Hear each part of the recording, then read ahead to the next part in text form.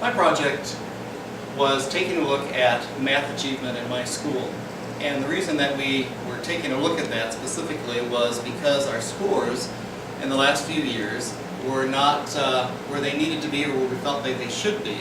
And so we were looking, and that was the only particular curriculum area that was below what we felt our standards should be.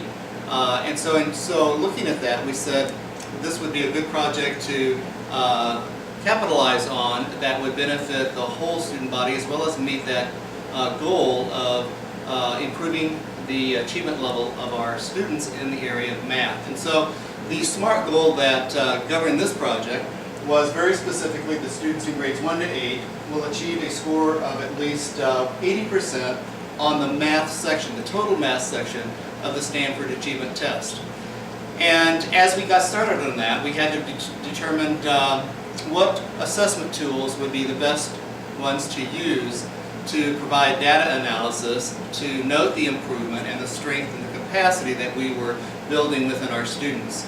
I chose 3 particular assessments, the first being an Ames Web Assessment. And that Ames Web Assessment is really a benchmark that is given 3 times in the course of the year. So in this particular year, I used our fall benchmark assessment as well as our winter benchmark assessment. And we'll be taking a look at some comparisons as to the improvement levels that we had in those particular, from those assessments in the area of math. The other piece, assessment piece, was a math fact summary. And that specifically is taking a look at math computation, the knowledge of math fact, because we felt like building that capacity of math fact would also then impact the other pieces of math in terms of concept and also in terms of reasoning. So a math fact summary sheet was given at the end of each quarter based on those particular math facts that are covered by grade level. So in grade 1, we're taking a look at some very basic addition and subtraction. But by the time you get to grade 8, we're looking at assessment of math facts that include not only addition and subtraction, but multiplication, division, fractions, percentages. It's the whole breadth of the math fact series that is used to integrate into the math knowledge that they need to have at that particular point.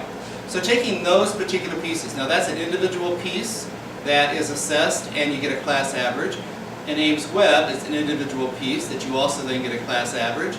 And then that all takes us to the Stanford Achievement Test that we give in our school in April. And so we just did that a couple of weeks ago. So the whole year building up has been the idea that we're building the capacity in math via the strategies, techniques in class, technology, instruction, and the assessments themselves that give us the analysis that we need to build towards the SMART goal that you see up in front of us right now.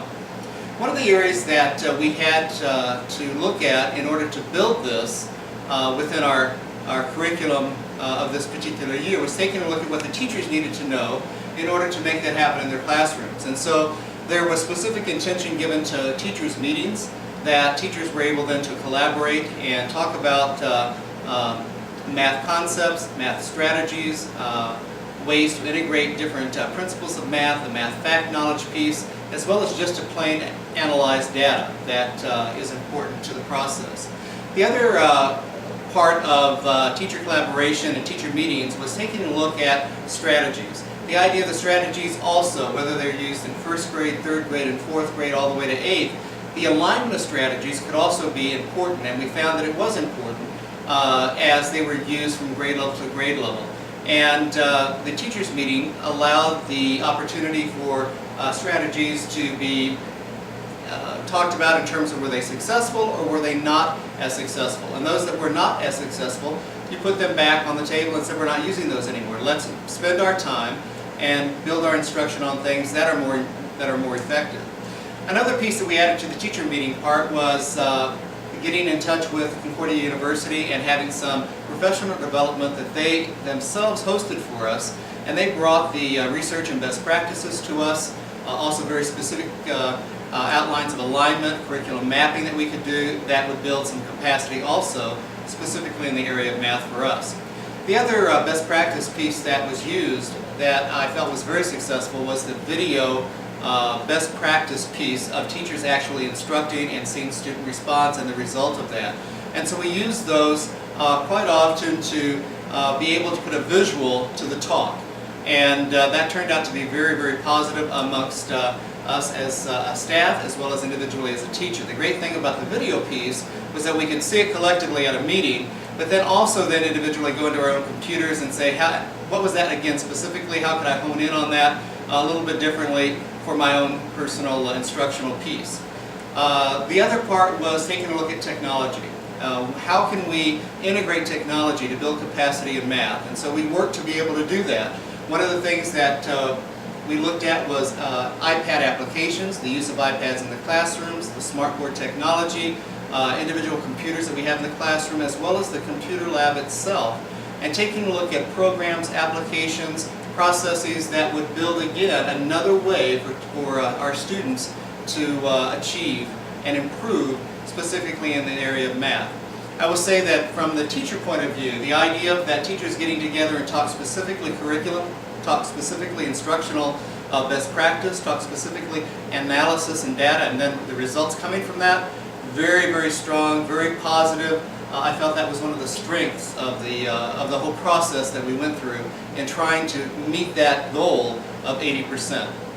Of course, when we look at our goal of 80% and we say that's going to be student-wide, school-wide, we know that there's going to be a small population that has to be looked at differently and instructed differently in order to achieve that as well. And so that special need population had, just as in our school as anywhere else, has to be looked at and dealt with in a very individualized manner. So looking at their 504s, looking at ISPs, and in our particular case saying what can we do for them that will build their own personal capacity to improve in math, knowing that they may not reach that 80% individually, but they can contribute to the improvement process that would be governing the whole school as a whole moving forward.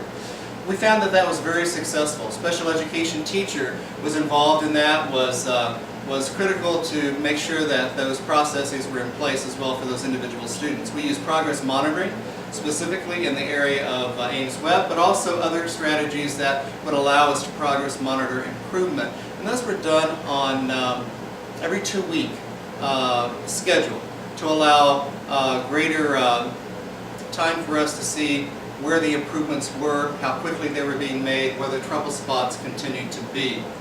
So in taking a look at that, we have the next slide that will tell us a little bit about